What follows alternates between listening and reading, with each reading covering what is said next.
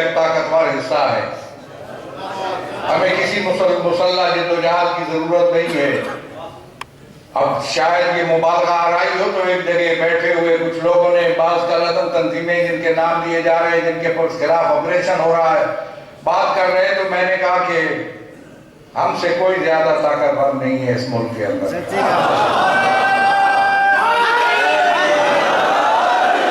قوت اور طاقت کو بے جا استعمال نہیں کرتے. کوئی اس قابل ہی نہیں ہے جہاں ہم اپنی قوت استعمال کریں.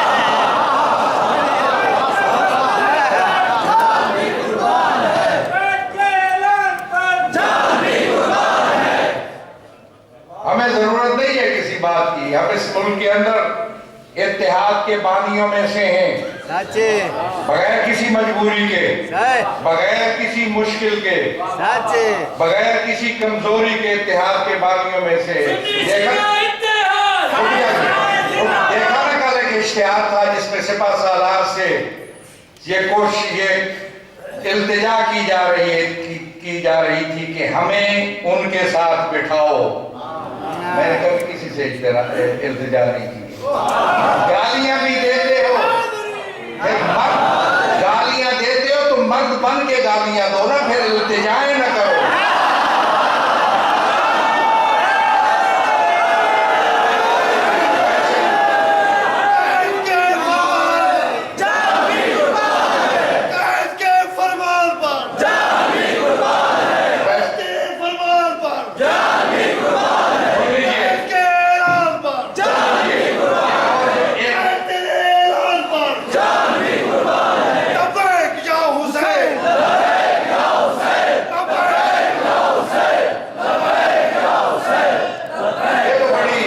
پرانی باتیں مجھے یاد آ گیا. کل اشتہار تھا ایک سپہ سالار کے نام، آپ نے شاید نہیں پڑھا. کسی کا اشتہار تھا، گالیاں دینے والوں کا اشتہار تھا، اور کہہ رہے تھے کہ ہمیں ان کے ساتھ بٹھاؤ. ویسے مرد کبھی گالیاں نہیں دیتا.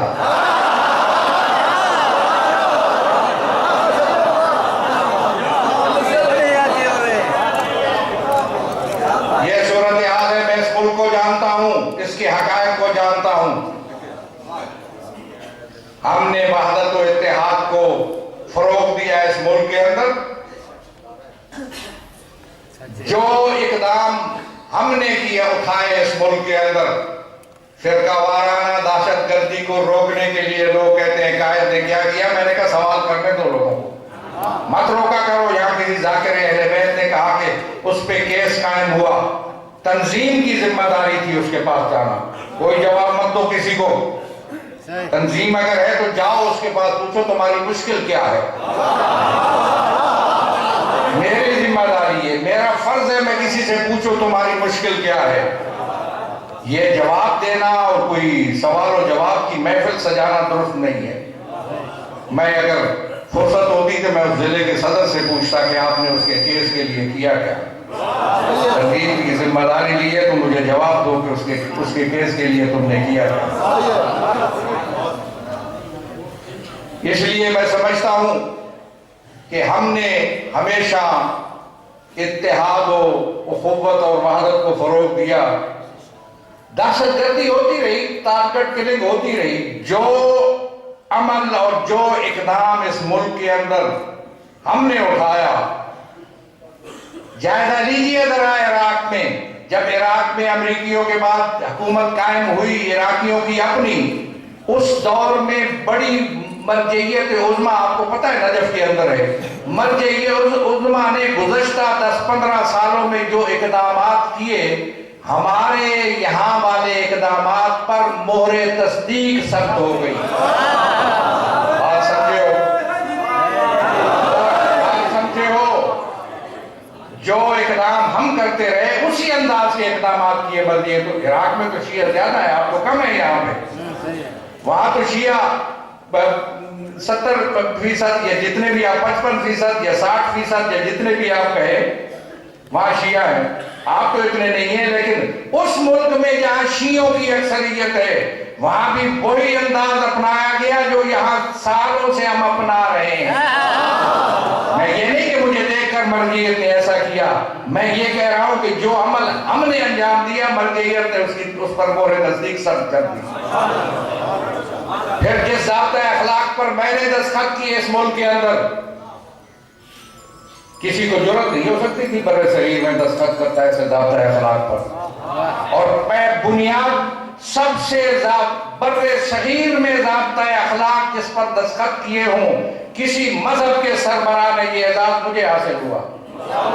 تحریری ضابطۂ اخلاق جو یہاں اس پاکستان کے اندر بنایا گیا وہ بر صغیر کا پہلا ضابطۂ اخلاق تھا جس پر دستخط کرنے کی مجھے توفیق ہوئی، اعزاز ہوا. اور وہ ضابطۂ اخلاق بنیاد بنا آج تک جتنی حکومتیں، جتنے ضلع، جتنی انتظامیہ ضابطۂ اخلاق بنا رہی ہے، وہ ضابطۂ اخلاق سب کا سر چشمہ قرار پایا.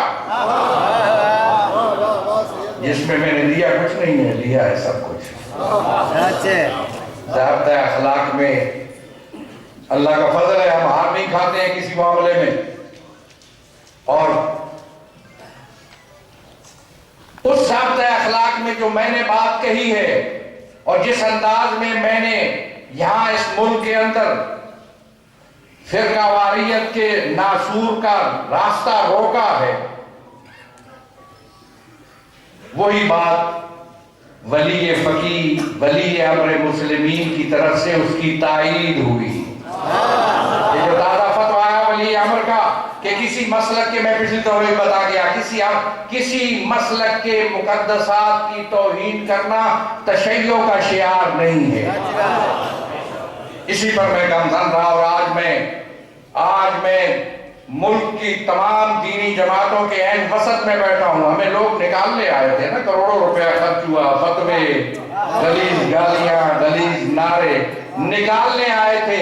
آج میں دینی جماعتوں کی مسند صدارت پر موجود ہوں. مجھے گالیاں بکنے والے کسی گندگی کے ڈھیر میں موجود ہیں.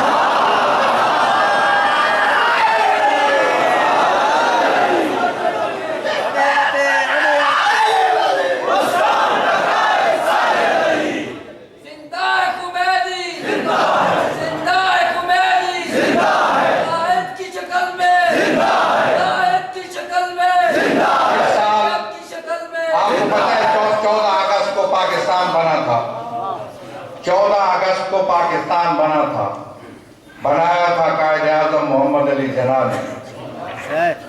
اس دن، اس رات کو 27 رمضان کی رات تھی.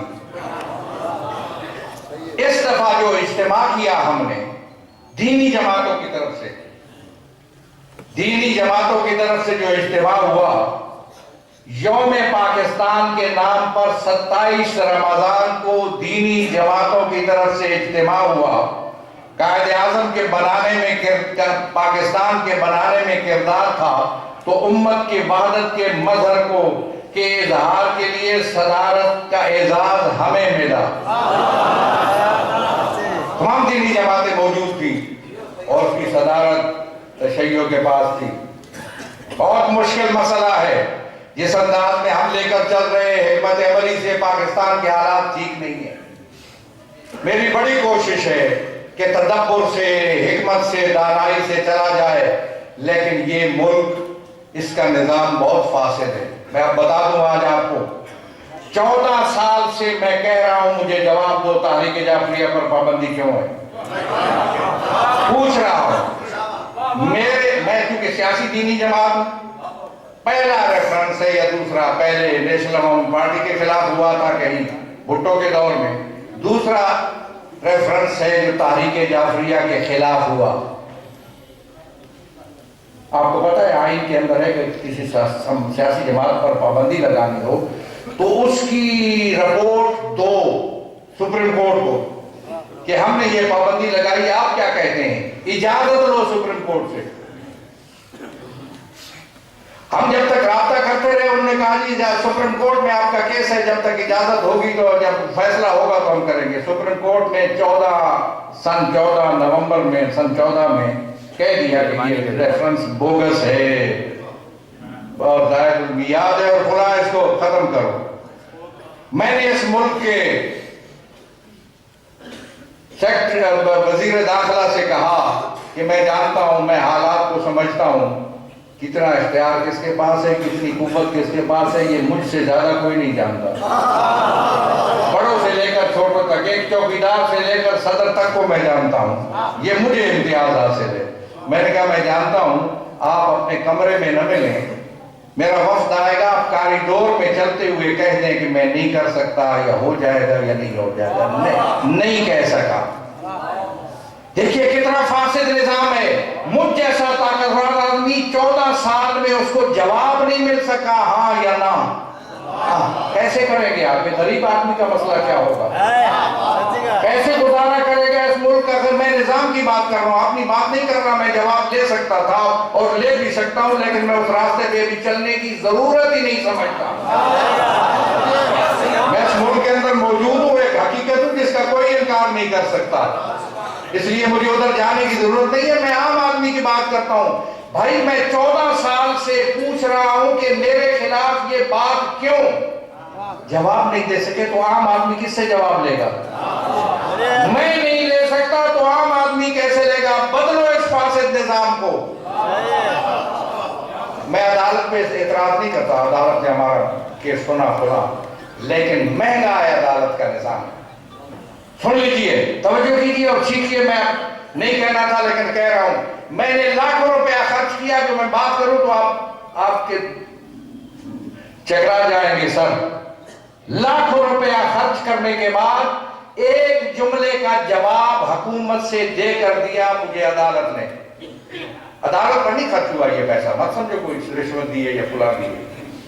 نظام انصاف مہنگا ہے، وہ وکیل ہے، فلاں ہے، فلاں ہے، سسٹم اتنا مہنگا ہے کہ لاکھوں روپیہ میں نے صرف کیا تو عدالت نے مجھے جواب دلوایا حکومت سے۔ بات سمجھ رہے ہیں؟ عدالت نے خود نہیں فیصلہ کر رہا، عدالت کو ہم نے کہا جی ہمیں جواب نہیں دے رہے، 14 سال ہو گئے۔ عدالت نے کہا ٹھیک ہے آپ آ جائیں، ان کو بلایا کہ بتاؤ جی ان کو جواب کب تک دو گے؟ تو انہوں نے کہا جی 1 مہینے میں جواب دیں گے۔ اس ایک جملے کے 14 سال تو جواب نہیں ملا، ایک جملے کا جواب لینے کے لیے لاکھوں روپیہ صرف ہوا ہے۔ غریب آدمی کرے گا کیسے؟ میں نظام کی بات کر رہا ہوں، اپنی بات نہیں کر رہا۔ اتنا طاقتور انسان جب اس فاسد نظام حکومت سے جواب نہیں لے سکا، اتنا طاقتور آدمی جب عدالت کے دروازے کھٹکھٹانے کے لیے لاکھوں روپیہ صرف کر کے ایک جملے کا جواب لیا، عام آدمی کیسے زندگی گزارے گا اس ملک میں؟ ہمارا اصل پرابلم یہ ہے، تحریک جعفریہ یا قومی جدوجہد، وہ حوالہ، وہ ایک سلسلہ تو ہم نے بتایا تھا، ہم نے کہا تھا جب اسلامائزیشن جہاں ہوئی تو یہ اٹھے ہم کیوں تھے کہ یہاں کوئی خاص برانڈ کا اسلام اگر نافذ ہوگا تو ہمارے لیے قابل قبول نہیں ہے۔ تو لوگ جانتے ہیں ایک عثمانزئی برانڈ ہے، ایک چارسدہ برانڈ ہے، ایک کابل برانڈ ہے، مجھے سنتے رہتے ہیں۔ میں اسی انداز میں کہہ رہا ہوں، یہاں پاکستان میں کسی برانڈ کا اسلام نافذ نہیں ہو سکتا۔ تمام شیعہ علمی لحاظ سے سب سے آگے ہے۔ ہمارے محققین، سکالروں، مجتہدین کی آراء سے استفادے کی ضرورت ہے یہاں نظام کے نفاذ کے لیے۔ ہم خود یہاں موجود ہیں، ان کی ترجمانی کر سکتے ہیں۔ نظام کی خرابی کو دور کرنے کی ہمارا مطمع نظر ہی نظام کو بہتر کرنا ہے۔ ما خرجت عشرا ولا بطرن ولا مفسدن ولا ظالما، میں گھر سے نکلا نہیں ہوں بھائی، وصیت نامہ دیا نا محمد رسول کو۔ میں اس لیے نہیں، میں ایک بات پہ آ رہا ہوں، میں اس لیے نہیں نکلا کسی گھمنڈ کی خاطر، کسی غرور و تکبر کی خاطر، کسی ظلم و جور کی خاطر نہیں نکلا ہوں۔ میں اس کا بیٹا ہوں جس نے ظلم و جور ختم کرنے کے لیے ایک دنیا کو رہنمائی دی ہے۔ علی ابن ابی طالب نے اونا للظالم خصما وللمظلوم اونا، ہر ظالم کے مخالف رہنا، ہر مظلوم کا ساتھی رہنا۔ ظلم و جور کا تصور نہیں ہو سکتا۔ بل خرجت لطلب الاصلاح فی امت جدی رسول اللہ، میں نانے کی امت میں اصلاح کے لیے نکلا ہوں۔ ہمارا مشن اصلاح ہے۔ قرآن ایک نبی سے نقل کر کے کہتا ہے نرید الا الاصلاح ما استطعت، میرا کام ہے اصلاح کرنا جتنا میری طاقت میں ہو۔ اس لیے اصلاح ہے ہماری ذمہ داری۔ ہم اس نظام کی اصلاح چاہتے ہیں اور اس میں زیادتی ہم نہیں ہونے دیں گے. اس پنجاب کے اندر مجالس اعداد پہ پرچے ہوئے، یہ تو میری شہری آزادیوں کا مسئلہ ہے، میں پاکستان کا شہری ہوں. یہ جو شہری حق ہے میرا مجلس منعقد کرنا، میں سینکڑوں ہزاروں کروڑوں میل لاکھوں میل طے کر کے آیا ہوں یہاں پہ، کہاں سے آتا ہوا. مجھے یہاں آنے کے لیے کسی اجازت کی ضرورت نہیں ہے، تو حسین کرنے کے لیے کسی پرمٹ کی ضرورت نہیں ہے.